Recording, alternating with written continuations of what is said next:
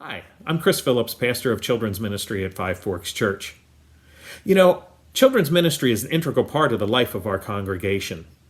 And the year 2020 began with a vibrant and active children's ministry that included our Sunday morning programming, where more than 100 kids participated each and every week. Wednesday evenings, we held our Awana program that serves kids ages 3 through grade 5 and had more than 50 adult volunteers.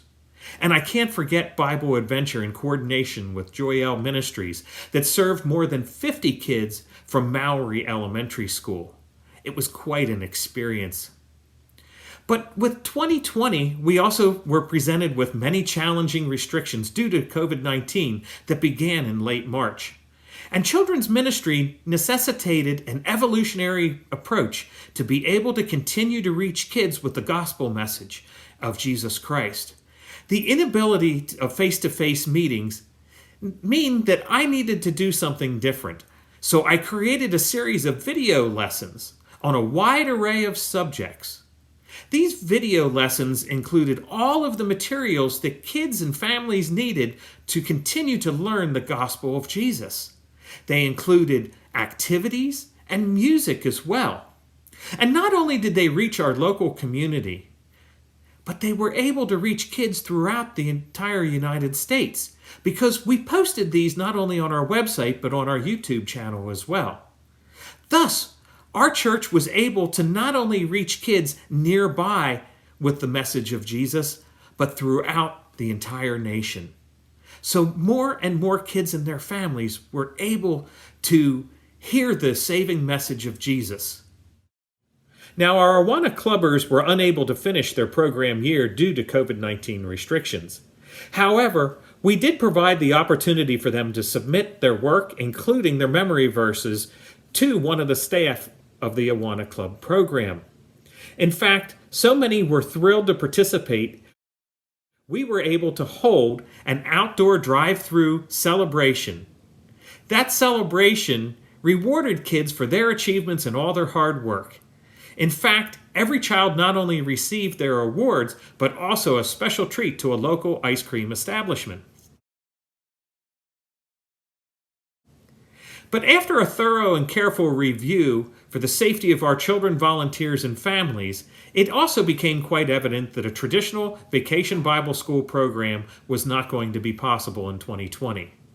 So the evolutionary approach that we began back in the spring also continued in the summer. I, along with my wife Michelle, created Bible Treasure Hunt, an at-home family fun experience that took place of our traditional Vacation Bible School. Each participant received a kit containing everything that they would need to complete this fun family experience. Children were encouraged to complete lessons, submit their work, and share their experiences to me. The program reached well over 100 children from our church, and in fact was so popular that word got out that another local church reached out to me and asked if they too could use our Bible Treasure Hunt program, with more than 24 kids from that church participating as well. Parents, grandparents, and kids found the program fun, interesting, and engaging, and most of all, they learned about Jesus. In early fall, conditions enabled children to return to Sunday mornings at the church. Maintaining proper safety protocols and ensuring that all participants, whether adult or child, were kept safe was paramount in our return. Though limited volunteers came back, they were significantly less participants as well. Only about 20 kids came back on a regular basis. And though our numbers were less, each child received a valuable lesson every week so that it would help them grow in their understanding of the Bible, Christian living, and the saving grace of Jesus. However, with the resurgence of the virus, it quickly became evident that in-person activities were no longer possible for the health and safety of all and were suspended in mid-November. Our Awana program was able to operate several weeks this fall as well. And though more than 50 kids participated, We did lose quite a number of volunteers due to COVID, with only a little bit more than 12 returning this fall. The program, though, was popular for the weeks that we were able to hold it, and we decided, though, along with our Sunday morning programs, that it was no longer safe for our children and our volunteers, and our Awana program was suspended in mid-November as well. Though in-person activities were suspended in November, the church year continued, including preparations for Christmas. So I developed the Family Advent program, aimed at involving families in the meaning of the Advent season. Simple, fun, captivating activities designed for families and individuals alike filled each day and were intended to help everyone take time to prepare for the meaning of Christmas. This, too, was a popular and fun time for all. Children's Ministry also took the steps of building a relationship with Fairview Elementary School in 2020. And while COVID-19 restrictions have not enabled us to perform the volunteer activities and involvement as we had desired, funds were raised to provide children picnic tables so that they could participate in outdoor learning at the school. These significant funds that we were able to raise and were given by members of the church and the church board enabled Fairview Elementary School to continue their learning programs in a safe manner.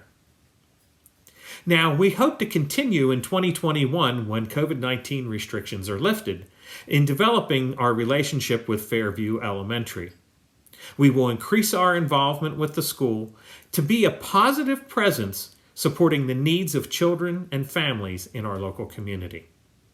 And I'd like to take a moment to thank the efforts of Jay Sollenberger, Brad Gift, and my own father, Warren Phillips, who helped in updating the Children's Wing, which began in 2020. The simple changes that we've been able to complete so far have brightened the children's area and made it more inviting and welcoming.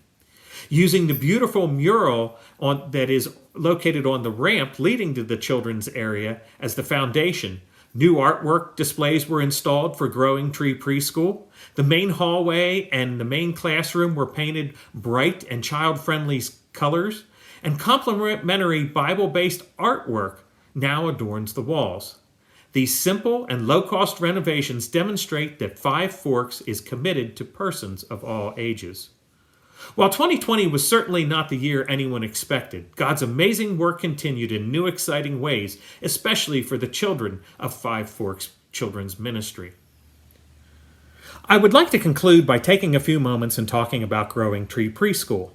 Growing Tree Preschool is not a ministry of Five Forks Church, but there exists a relationship that is beyond simply another organization utilizing space in our building. The preschool program holds classes 5 days per week, with 2 sessions Monday, Wednesday, and Friday, morning and afternoon, and 1 session Tuesdays and Thursdays.